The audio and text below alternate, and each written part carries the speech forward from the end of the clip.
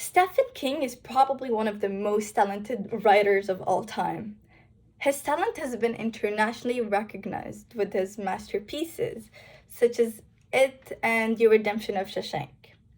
King's stories adaptations are often considered less appreciated than the stories themselves, but The Redemption of Shawshank is the most notable exception to this often disappointing trend. This iconic movie depicts the life of a man named Andy Dufresne who is sentenced to prison for the rest of his life after his wife and the man she was having an affair with, she was cheating with, were both murdered. He is sent to Shawshank's prison where he becomes friend with Red, a convicted murderer.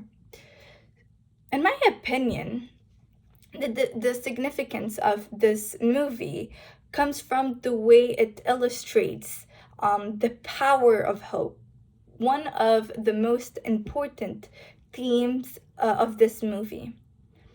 The prison in which the story revolves around is a great setting for the representation of finding hope in the most hopeless situation. Well, in fact, the mistreatment experienced by these characters is shocking.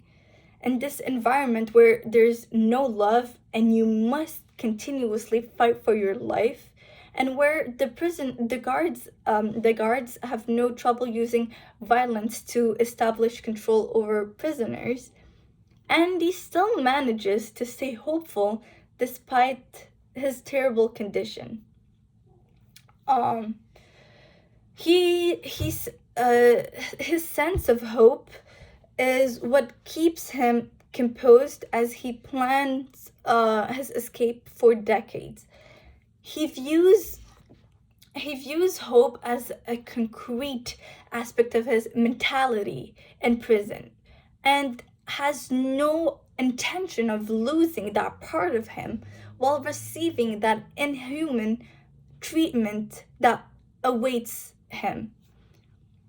His hope can be seen in one of my personal favorite lines. He says to Red, "Remember, Red, hope is a good thing, maybe the best of things, and no good things ever dies." Needless to say, Andy's determination to escape is not what's completely keeping him grounded, but more so his willingness to maintain his exceptional qualities that defines him through his hardship. He does not allow the flawed and corrupted system, by the way, to break him down, but instead he breaks down the system when he breaks it free by exposing the illicit business practiced by the director. He does not let hope become something abstract that disappears over the years, but instead he puts his hope to good use, planning out his escape ever since he entered he, his entrance to Shawshank.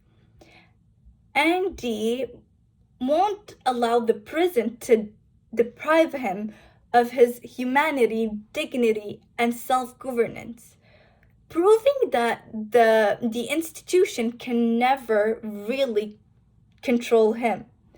But besides Andy's point of view on hope, this theme is treated by other characters such as Red and Brooks. Red believes that, I quote, "Hope is a dangerous thing. It can drive a man insane."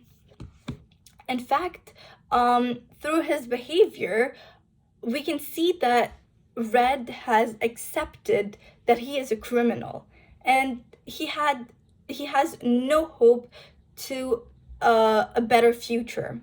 While Brooks, on the other hand, hoped for nothing more but to spend the rest of his life with his inmates, his books, and his bird, Jake.